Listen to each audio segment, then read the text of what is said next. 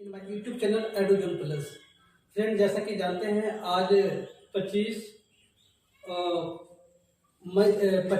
मई है और ये 25 मई हम लोग का एक बहुत उल्लास का दिन है। जैसा कि हम जानते हैं कि हमारा आज का दिन हमारे मुस्लिम भाइयों के लिए, हमारे देश के मुस्लिम भाइयों के लिए तमाम वर्ल्ड में आज ईद के रूप में मनाया जाता है। ईद का जो दूसरा नाम है ईद उल फितर भी है। ईद उल फितर जो है ये उर्दू लफ्ज का नेम है। आज के दिन हमारे मुसलमान भाईचारों को बढ़ाने के पर्पज से, भाईचारे और दोस्ती और प्रेम को बढ़ाने के उद्देश्य से ये त्यौहार मनाते हैं। मुझे आशा है कि पूरे देश में इस लॉकडाउन के दौरान हमारे तमाम हिंदू और मुसलमान दोनों भाइयों मित्रता के साथ इस त्यौहार को हर्ष और उल्लास के साथ मनाए होंगे, बिना कोई विभेद का, बिना कोई भेदभाव का ये त्यौहार उल्लास के साथ मनाए होंगे। लेकिन दोस्तों, आज हमारे पूरे देश और पूरे वर्ल्ड में कोरोना संकट है। इस कोरोना संकट की वजह से पूरे वर्ल्ड में बहुत बड़ा आर्थिक मंदी आई है। आर्थिक मंदी का दौर चल रहा है और इस आर्थिक मंदी के दौर में हमें पूरा आशा है कि हमारे विभिन्न धर्म के गुरु और जो विभिन्न धर्म के जो लोग हैं, ये सभी धर्म के लोग एक दूसरे के कोऑपरेशन के लिए, एक दूसरे को साथ देने के लिए बहुत उनके जो संभव प्रयास होंगे वो संभव प्रयास जरूर किए होंगे। और हमें पूरा आशा है कि आने वाले समय में भी हमारे देश के साथ साथ हमारे जो वर्ल्ड में भी हमारे जो विभिन्न धर्म के बीच में जो एक प्रकार का जो डिस्टेंस है, वो डिस्टेंस को खत्म होकर हम सभी धर्म के लोग एक साथ रहकर अपने वर्ल्ड के ग्रोथ के बारे में सोचेंगे और साथ ही साथ अपने देश और अपने पृथ्वी की सुरक्षा के लिए काम करेंगे और मानवता के संरक्षण पर विचार करेंगे। इतना ही के साथ दोस्तों, मैं तो पढ़ रहा हूँ फिजिक्स का टॉपिक में, लेकिन मैं ये इसलिए कह रहा हूँ कि अब हमारा वर्ल्ड जो है इस प्रकार से घृणा से भर गया है। लोग अपने स्वार्थ में, जो निर्दोष व्यक्ति होता है वो निर्दोष व्यक्ति पर अत्याचार कर रहा है। जो पॉलिसी मेकर है वो पॉलिसी मेकर अपने पॉलिसी को मेक तो कर देते हैं, बना तो पॉलिसी फॉर्म तो कर देते हैं, लेकिन उस पॉलिसी फॉर्म का इम्प्लीमेंटेशन सही से नहीं करते हैं। जो हमारे शासन प्रशासन के लोग हैं वो शासन प्रशासन के लोग भी हमारी जिम्मेदारी को सही ढंग से नहीं समझते हैं। जहाँ तक हम पुलिस प्रशासन की बात करें या जो हम पॉलिटिकल लीडर की बात करें, पुलिस प्रशासन से लेकर पॉलिटिकल जो लीडर्स हैं वो लीडर्स कहीं ना कहीं, कोई भी लोग जो चाहे एक आम आदमी की जो सुरक्षा है, आम आदमी की जो एक समस्या है, उस आम आदमी की समस्या के लिए काम नहीं करता है। जैसा कि हम लोग जब पढ़ते हैं, हम जब स्टूडेंट्स अभी के ज़माने में हैं, अभी जब हम लोग स्टूडेंट्स हैं तो हम लोग सोचते हैं कि इंजीनियरिंग करेंगे, मेडिकल करेंगे, डॉक्टर बनेंगे, इंजीनियर बनेंगे, ऑफिसर बनेंगे। ऑफिसर बनने के बाद हम कॉमन व्यक्ति को, आम नागरिक को सहायता करेंगे। लेकिन ऐसा बाद में जाकर हम लोग नहीं कर पाते हैं, क्योंकि हमारे सोसाइटी में इस प्रकार की एक नफरत भरा हुआ है। उस नफरत और उस जो हमारे सोसाइटी में जो टॉक्सिकेंट है, एक प्रकार का जो इस प्रकार का इंटॉलरेंस का जो टॉक्सिकेंट है, वो टॉक्सिकेंट कहीं ना कहीं हमारे दिमाग में चला जाता है और इस प्रकार से हम लोगों को नफरत के दृष्टि से देखते हैं। उसको हम अच्छी तरह से उनको एक जहां हमें हेल्प करने की आवश्यकता होती है वहां पर अपने स्वार्थ के बारे में सोचते हैं। इसलिए हमें पूरा गुजारिश है कि हमारे वीडियो जो बच्चे देखते हैं, चाहे जो गार्जियंस देखते हैं या जो भी लोग हमारे वीडियो को देखते हैं, उनसे एक मैं गुजारिश करता हूँ कि आप किसी भी यूट्यूब चैनल या टीवी चैनल या कहीं के से भी जो भी आपको इन्फॉर्मेशन मिलता है और इन्फॉर्मेशन लगता है कि फेक है, जो सोसाइटी में किसी प्रकार के जो डिसबैलेंस क्रिएट करता है, उस प्रकार के वीडियो से बचे और किसी भी प्रकार के इन्फॉर्मेशन को सही ढंग से प्राप्त करने के लिए उसकी सत्यता का जरूर जांच करें। सत्यता की जांच करने के बाद तब उस चीजों को अपने आगे की ओर फॉरवर्ड करें, क्योंकि यह कहीं ना कहीं आपके भविष्य का बात नहीं, आपके बच्चे का भविष्य का बात है। यदि हम बड़े हैं, बूढ़े हैं, लेकिन किसी के बहकावे में बिना समझे, बिना सोचे किसी भी चीज को देखकर उसको नाराज करके तुरंत रिजल्ट दे देते हैं कि इसका यह परिणाम हो सकता है, it is not true. First of all, everyone should read anything and any matter in their roots. After that, take any types of decision. Without taking and without study any types of event in a deeply, you cannot decide what will happen in future. So first हमें याद करना चाहिए कि वो present में इसकी reality क्या है। रियलिटी की जांच करने के बाद कोई काम करना चाहिए, क्योंकि आज आप कुछ बने हैं, चाहे आज आप कुछ है, टीचर हैं, एडवोकेट हैं, जज हैं या सिविल सर्वेंट हैं या किसी कोई भी पद पर क्लर्क है या प्राइवेट जॉब कर रहे हैं, लेकिन ये यदि टॉक्सिकेंट आपके दिमाग में आए तो ये चीज आपकी सोसाइटी में, आपके घर में आपके बच्चे सीखेंगे और वो एक समस्या का कारण बन जाएगा। जो समस्या कहीं ना कहीं आपके आने वाले जनरेशन को भुगतना पड़ेगा। इसलिए मैं चाहता हूं कि कोई भी धर्म के लोग हो, सभी धर्म के लोग एकता के साथ आपस में मिलजुल कर सबसे पहले हमारी पृथ्वी की जो सुरक्षा है, उसकी गारंटी लेने की बात करना चाहिए। पृथ्वी हमारे जो आज पूरे वर्ल्ड ग्लोबल वार्मिंग से जो ग्लोबल वार्मिंग यानी कि जो पूरे वैश्विक समस्या है, प्रदूषण की समस्या है और ग्लोबल वार्मिंग की समस्या है, ये ग्लोबल वार्मिंग की समस्या से कैसे समाधान में लाया जाए उस पर विचार करना चाहिए। और हिंदू मुस्लिम न करके अपने देश की आर्थिक विकास, अपने देश की अर्थव्यवस्था कैसे ठीक होगा उस पर सोचना चाहिए। इतना ही के साथ मैं अपना वैसे दोस्त आज का मैं अपना क्लास से स्टार्ट करता हूँ फिजिक्स का, और मुझे आशा है कि मेरी बात आपको जरूर समझ में आई होगी। और मुझे ये भी आशा है कि आप जब पढ़कर जब भविष्य में आप जब इंजीनियर डॉक्टर्स बनते हैं तो आप किसी भी लोगों को कम्युनिटी बेस पर, रिलीजियस बेस पर आधारित होकर किसी को ट्रीटमेंट और किसी को इलाज करने की सोचे नहीं, क्योंकि हम सब हिंदुस्तानी भाई भाई हैं। वो सिख है, क्रिश्चियन है, बौद्ध है या हिंदू है, ईसाई है, पार्सियन है।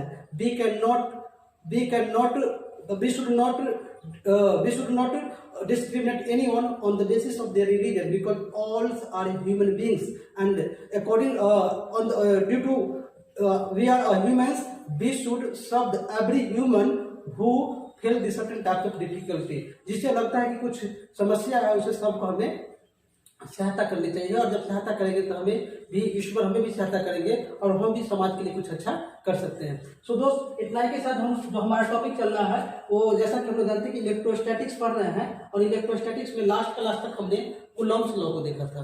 कूलम्ब्स लॉ है क्या? जैसे मैं बताया था कि नेचर में बहुत सारे चार्जेस हैं, चार्जेस के बीच में फोर्स लगेगा, तो दो चार्ज के बीच में यदि फोर्स लगता है तो उस फोर्स को हम कैसे डिटरमाइन कर पाएंगे? तो वो फोर्स के बीच उस फोर्स को डिटरमाइन करने के तरीका को जो निकालने का जो एक थ्योरेटिकल जो कॉन्सेप्ट दिया है वही कूलम्ब्स लॉ है। कूलम्ब्स एक साइंटिस्ट का नाम है। कूलम्ब्स ने कहा कि जब दो चार्ज पार्टिकल्स होगा और दो चार्ज पार्टिकल्स एक सर्टेन दूरी पर रखा हुआ है, कुछ दूरी पर रखा हुआ है, तो दोनों चार्ज एक दूसरे को फोर्स लगाएगा, एक दूसरे को बल आरोपित करेगा। वो बल या तो आकर्षित हो सकता है या वो बल विकर्षित हो सकता है, यानी वो बल एक दूसरे को खींच सकता है या एक दूसरे को धक्का दे सकता है। तो जो बल होगा वो बल एक जो होगा चार्ज के गुणनफल के समानुपाती और उसके बीच की दूरी के वर्ग के व्यतिक्रमानुपाती होगा। तो उसके आधार पर हमने उस थ्योरी को पूरा सॉल्व किया था और उस थ्योरी को फॉर्मुलेट किया था, फॉर्मूला निकाला था, और उस पर आधारित जितने भी क्वेश्चंस बने थे उस क्वेश्चन को हमने लास्ट क्लास में देखा था। आज उसी के बेस पर हमारा जो एक नया लॉ है वो law of superposition in electrostatics. ये लॉ ऑफ सुपरपोजिशन क्या है? सुपरपोजिशन का मतलब होता है multiple charge for the multiple charge. Suppose करो कि दो इलेक्ट्रिक चार्ज नहीं है, दो के अलावा तीन इलेक्ट्रिक चार्ज है, चार इलेक्ट्रिक चार्ज है। तो इन दिस केस में जब चार इलेक्ट्रिक चार्ज किसी चार्ज के चारों तरफ हम रख देते हैं तो क्या केवल एक इलेक्ट्रिक चार्ज उस चार्ज पर फोर्स लगेगा? नहीं। यदि चार इलेक्ट्रिक चार्ज को यानी 5 इलेक्ट्रिक चार्ज को या 6 इलेक्ट्रिक चार्ज को किसी एक चार्ज के अराउंड में हम रख देते हैं तो सभी चार्ज उस पॉइंट चार्ज पर फोर्स लगाएगा। और यदि उस फोर्स को हम कैलकुलेट करेंगे तो सिंपली कैलकुलेट नहीं हो सकता, it can not be simply calculated. In this case we should apply the vector concept. Without using the vector concept we can not able to determine the all sum of forces which are exerted on a particular charge due to other charges। तो सबसे पहले वहां पर किसी एक charge के कारण जो फोर्स लग रहा है उसकी टोटल वैल्यूज हम कैसे कैलकुलेट करेंगे, इसकी गणना के तरीका को ही सुपरपोजिशन लॉ कहते हैं। सुपरपोजिशन लॉ का मतलब मैं आपको समझाने जा रहा हूँ, थोड़ा ध्यान से देखिए। सपोज कि देखिए कोई एक इलेक्ट्रिक चार्ज यहाँ पर Q1 है और ये इलेक्ट्रिक चार्ज जो है एक इलेक्ट्रिक चार्ज यहाँ पर है Q2, यहाँ पर ये Q मान लेते हैं, इसको हम Q1 मान लेते हैं। एक इलेक्ट्रिक चार्ज Q1 है, दूसरा इलेक्ट्रिक चार्ज Q2 है, तीसरा इलेक्ट्रिक चार्ज Q3 है, और ये चार्ज इस पर फोर्स लगा है, ये R1, ये चार्ज इस पर फोर्स लगा है, ये R2, ये चार्ज इस पर फोर्स लगा है, ये R3। अब मान लीजिए कि ये दो चार्ज है। अब ये नेचर कैसा भी हो सकता है। अब ये चार्ज है, अब पहले मान लो कि दो चार्ज है तो दो चार्ज के बीच में जो फोर्स लगेगा डेट ऑफ कूलम्ब्स लॉ से कैलकुलेट कर दो। लेकिन जब इस चार्ज पर ये तीन चार्ज इस प्रकार से हम प्लेस कर दिए हैं, ये Q चार्ज के अराउंड में तीन चार्ज को इस प्रकार से प्लेस कर दिए हैं, तो क्या इस चार्ज पर केवल यही चार्ज फोर्स लगाएगा? क्या इस चार्ज पर केवल यही चार्ज फोर्स लगाएगा? क्या इस चार्ज पर केवल यही चार्ज फोर्स लगाएगा? नहीं, तीनों चार्ज फोर्स लगाएगा। जब ये तीनों चार्ज फोर्स लगेगा तो इसका रिजल्टेंट कैसे निकालेंगे, इसका टोटल फोर्स कैसे निकालेंगे? इसका टोटल फोर्स होगा, सपोज करो कि ये दोनों चार्ज के बीच में ये फोर्स लगा F1 फोर्स लगा, ये दोनों चार्ज के बीच में ये फोर्स लगा F2, और ये दोनों चार्ज के बीच में ये फोर्स लगा F3। या हम जानते हैं कि फोर्स एक वेक्टर क्वांटिटी है। तो ये तीनों फोर्स को कैलकुलेट करने के बाद जो टोटल फोर्स होगा ये तीनों फोर्स के वेक्टर सम के बराबर होगा। यही कहता है यही कहता है superposition of electrostatics. It is applicable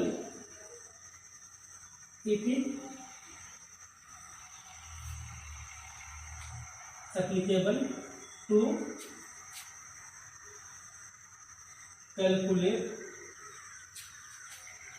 calculate the resultant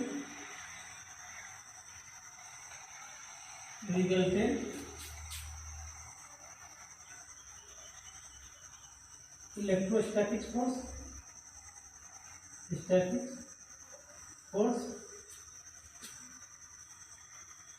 due to the multiple charges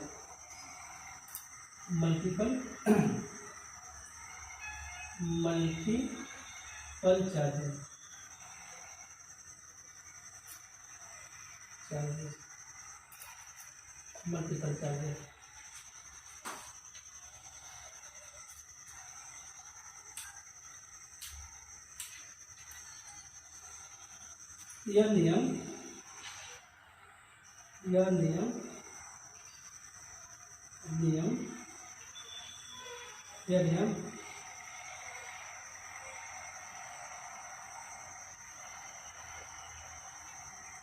according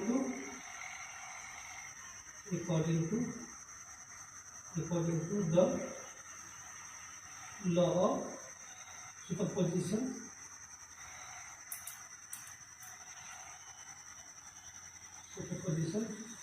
the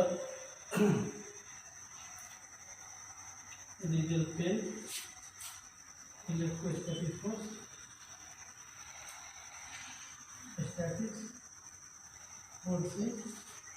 equal to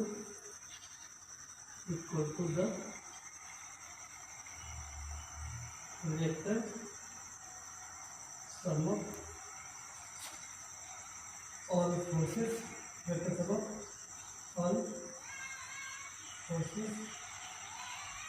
which are exerted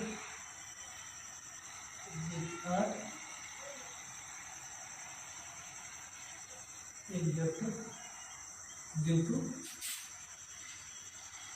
multiple charge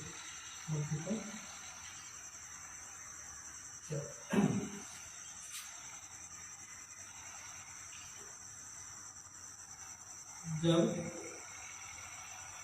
भिन्न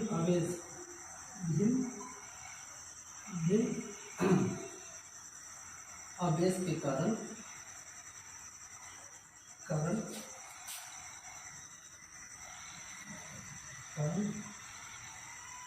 किसी एक बिंदु पर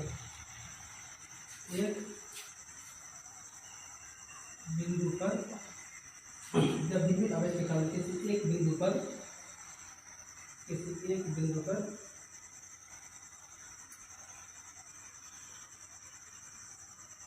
विद्युत स्थैतिक बल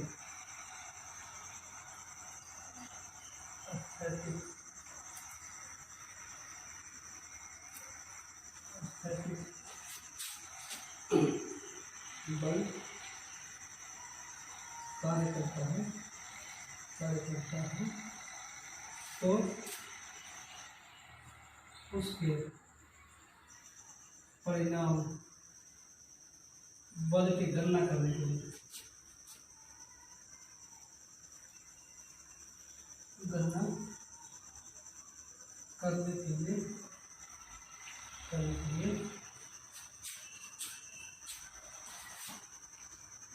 इसी बात का प्रयोग किया जाता है।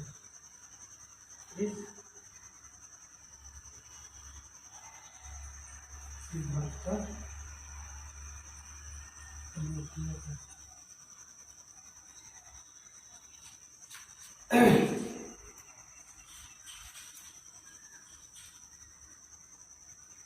इस सिद्धांत के अनुसार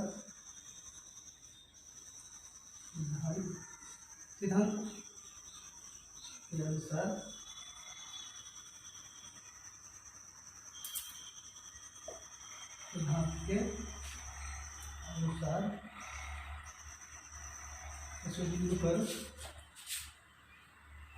किसी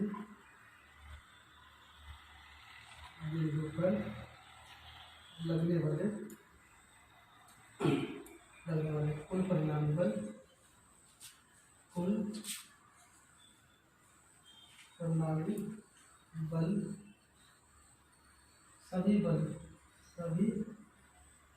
बल के सदिशीय योग्यता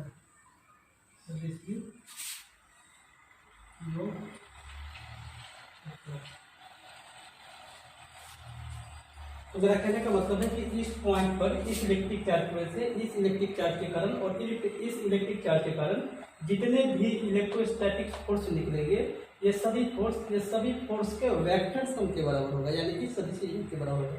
जैसे कि अब देखते हैं, इस पर थोड़ा सा आप लिख लीजिए तो मैं देखता हूँ कैसे इसको करना है।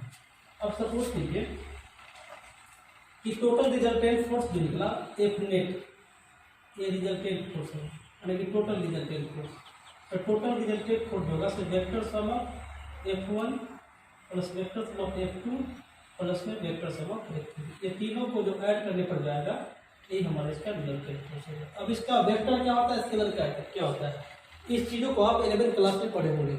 जब आप 11th क्लास में पढ़ते हैं तो 11th क्लास में सबसे पहला वेक्टर और स्केलर क्वांटिटी पढ़ा जाता है। वेक्टर को हम लोग ऐड कैसे करते हैं, तो वेक्टर को ऐड करने का तरीका जो होता है सो ट्रायंगल रूल को हम लोग फॉलो करते हैं। उसके लिए हमें थोड़ा सा मैं कुछ बताता हूँ उसमें वेक्टर कैसे करते थे। ये आपका थ्योरी है, इस यानी कि मेरा कहने का मतलब है कि इस चार्ज पर इस चार्ज के कारण जो फोर्स लगा, इस चार्ज के कारण जो फोर्स लगा, इस चार्ज के कारण फोर्स होगा, तो टोटल फोर्स जो होगा ये सभी के वेक्टर सम के बराबर होगा। यानी कि यदि एफ नेट निकालेंगे F1 plus F2 plus F3, यानी कि तीनों के वेक्टर सम को बराबर जोड़ेंगे तो वेक्टर सम करेंगे तो वेक्टर का रिजल्टेंट फोर्स निकलेगा। लेकिन ये होगा कैसे, इसका हम प्रैक्टिकली कैसे कैलकुलेट करेंगे, तो पहले वेक्टर सम को समझते हैं। ऐसे वेक्टर को हम एक दिन क्लास में बता दूंगा ऐसे वेक्टर सम कैसे निकालते हैं, लेकिन मैं तत्काल में कुछ कंसेप्ट आपको बताता हूँ वेक्टर के बारे में। वेक्टर होता है, वेक्टर क्या होता है, वेक्टर एक फिजिकल क्वांटिटी, इसको बोलते हैं हिंदी में सदिश राशि। वेक्टर क्वांटिटी एक ऐसा फिजिकल क्वांटिटी है जिसमें मैग्नीट्यूड और डायरेक्शन दोनों होता है, और साथ साथ ये कैलकुलेट माने कि ये जो है मुख्य रूप से ट्रायंगल प्रिंसिपल को, ट्रायंगल लॉज को फॉलो करता है। ये ट्रायंगल लॉज क्या होता है, जब भी हम वेक्टर को ऑपरेट करते हैं तो वेक्टर को ऑपरेट करने के लिए सिंपल लॉ से ऑपरेट नहीं होता है। जिस प्रकार से हम ऐड करते हैं तो 7 + 2 बराबर कितना हो जाएगा 9, तो ये स्केलर फॉर्म है। लेकिन जब वेक्टर फॉर्म में जब हम ऐड करते हैं तो सबसे पहले हमें दोनों के बीच में एंगल देखना पड़ता है कि कितने एंगल पे है। यदि एंगल हम उसको मालूम कर लेते हैं तो आसानी से उसको ऐड कर लेते हैं। सबसे पहले मैं आपको दिखाता हूँ, मान लो कि दो वेक्टर क्वांटिटी है, एक वेक्टर क्वांटिटी ए है और एक वेक्टर क्वांटिटी बी है। ये दोनों वेक्टर क्वांटिटी आपस में थीटा का एंगल फॉर्म किया, तो थीटा का एक जो एंगल फॉर्म करेगा तो वेक्टर क्वांटिटी को दो रूप में ऐड किया जाता है, दो रूप में दर्शाया, उसके एडिशन को दो रूप में ऐड किया दर्शाया जाता है, दो रूप में इसको एक्सप्रेस किया जाता है। एक तो ट्रायंगल रूप में और एक होता है पैरेललोग्राम में। तो ट्रायंगल रूप में जब दिखाएंगे ये वेक्टर पैरेललोग्राम रूप में दिखाएंगे तो दो वेक्टर को जब टेल से जुड़ा हो उसको पैरेललोग्राम रूप कहते हैं। अब इसके जो डायगोनल्स होंगे ये वाला, ये इसके रिजल्टेंट है, ये इसके रिजल्टेंट है। फिर इससे मान लो कि हम इसको बैक करते हैं, जितना ये ऊपर है यदि उतना ही मैग्नीट्यूड हम नीचे इसको दिखा देते हैं। दो वेक्टर क्वांटिटी का डायरेक्शन उल्टा हो जाएगा, डायरेक्शन उल्टा होगा तो ये वेक्टर नेगेटिव होगा, और जब ये नेगेटिव वेक्टर होगा तो इसके रिजल्टेंट जो होगा ये होगा, और इसके रिजल्टेंट हम लोग ऐसे करके दिखाएंगे। तो ये वेक्टर जो दोनों को सम करेंगे ये a + b हो गया, और ये जो दोनों वेक्टर है ये दोनों a - b हो गया। अब ये a + b दिख रहा है कैसे, मान लो ये थीटा बना रहा है तो हम लोग कैसे जानते हैं कि एक लिनियर पे बना लिया, यानी कि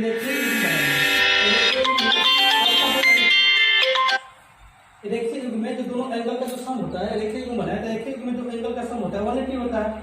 इसको निकालेंगे तो 180 माइनस में थीटा है। अब सबसे पहली बात होता है कि दोनों को ऐड कैसे करेंगे।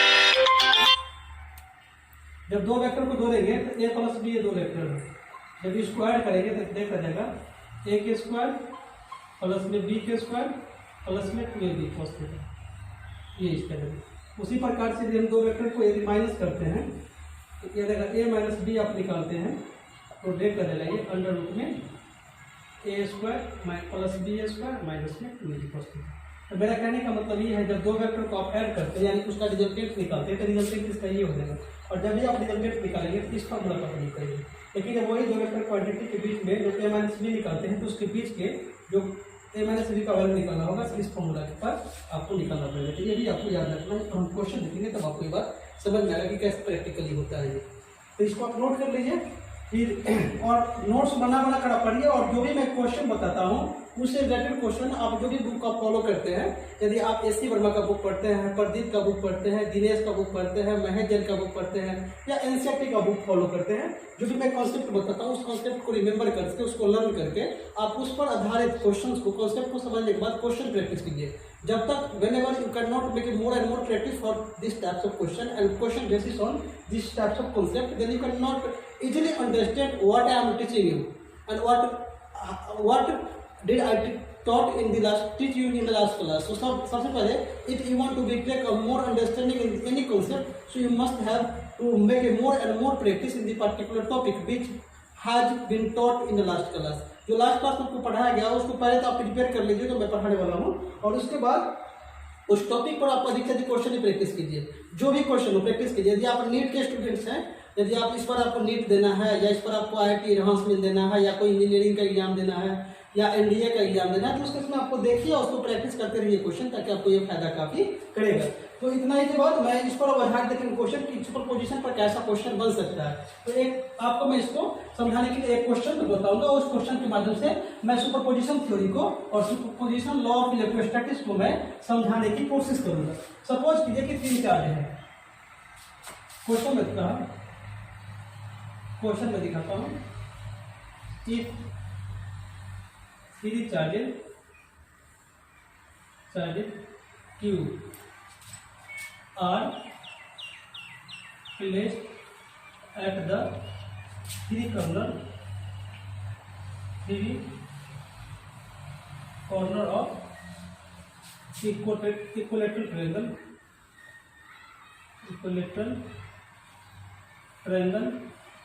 of side A.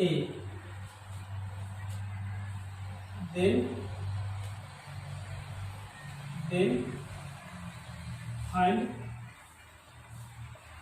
electrostatic force at corner A। ये क्वेश्चन इसमें 3 चार्ज है, एक पॉइंट ए है, 3 कॉर्नर ABC है, और तीनों पर चार्ज प्लस Q रखा हुआ है। इस पर भी प्लस Q चार्ज है, इस पर भी प्लस Q चार्ज है, इस पर भी प्लस Q चार्ज है, और ये सब के जो साइड इसके जो equilateral triangle means all sides are equal. तो यदि इसके इक्विलेटरल ट्रायंगल है तो इसका भी साइड ये होगा, इसका भी साइड ये होगा, इसका भी साइड होगा। हमें ए पर मान लो कि हमें इलेक्ट्रोस्टैटिक फोर्स निकालना है, तो कैसे इसको कैलकुलेट करेंगे? इलेक्ट्रोस्टैटिक फोर्स ये है तो कैसे करेंगे? तो इसको समझने के लिए हम हिंदी में लिख देते हैं, यदि 3 आवेश किसी समबाहु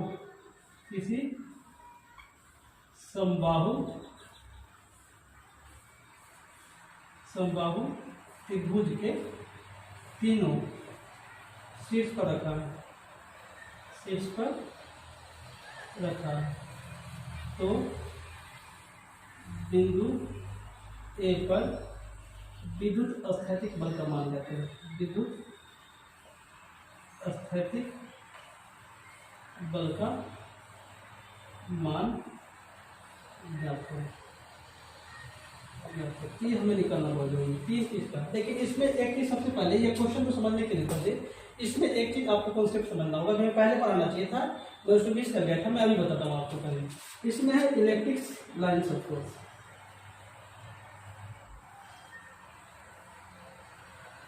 इलेक्ट्रिक लाइन्स ऑफ फोर्स, इसको बोलते हैं विद्युत बल रेखाएं। विद्युत बल रेखाएं ये होता क्या है? विद्युत बल रेखाएं क्या होता है? ये एक इमेजिनरी लाइन होता है। Electric lines of force is imaginary line which show direction of electric force या इलेक्ट्रोस्टैटिक फोर्स। यह एक इमेजिनरी लाइन है जो दिखाता है कि इलेक्ट्रोस्टैटिक फोर्स का डायरेक्शन किधर होगा, किस चार्ट में हम इलेक्ट्रोस्टैटिक फोर्स के डायरेक्शन को दिखाएंगे। तो इलेक्ट्रोस्टैटिक फोर्स के डायरेक्शन को शो करने के लिए जिस इमेजिनरी लाइन का प्रयोग किया जाता है that is called electric lines of force. electric lines of force. So I think you can easily get about this point. Electric lines of force is the imaginary line which show the direction of electric field. Electric field is electric force. The imaginary lines, the imaginary lines which show the direction of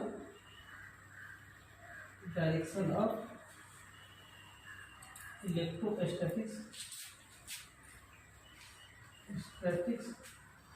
force or electric field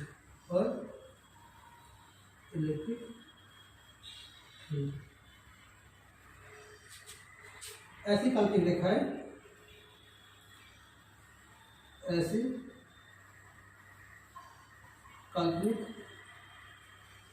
रेखाएं जो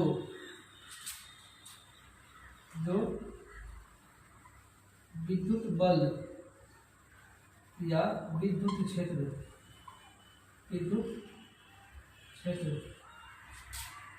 के दिशा को दर्शाता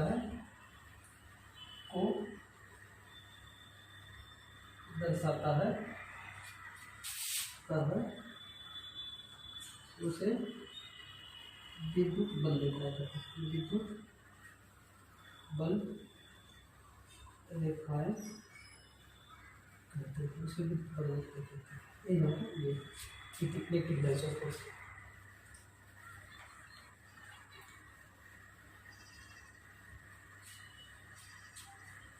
इसमें मैं एक चीज आपको और बताऊंगा, वो है विद्युत बल रेखाएं के बाद है इसकी कैरेक्टरिस्टिक्स क्या है।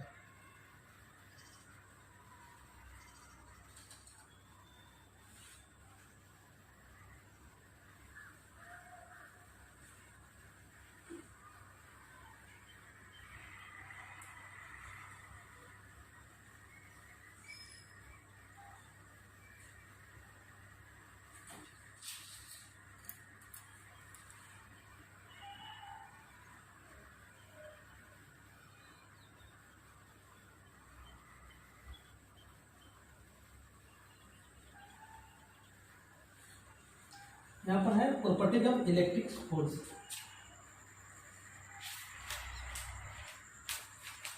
Properties of electric lines of force. Electric lines of force की प्रॉपर्टीज क्या है, यानी कि विद्युत बल रेखाएं के गुण। विद्युत बल रेखाओं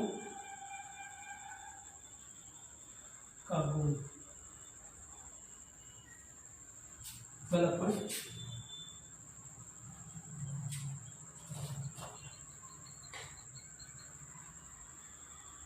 electric lines of force emitted from positive charge and terminate on negative charge।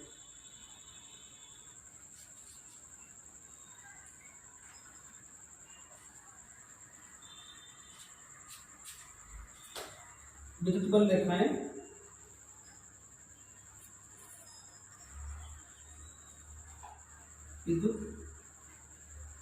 रेखाएं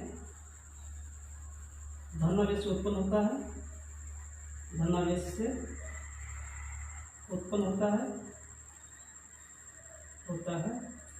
और ऋण आवेश पर समाप्त होता है।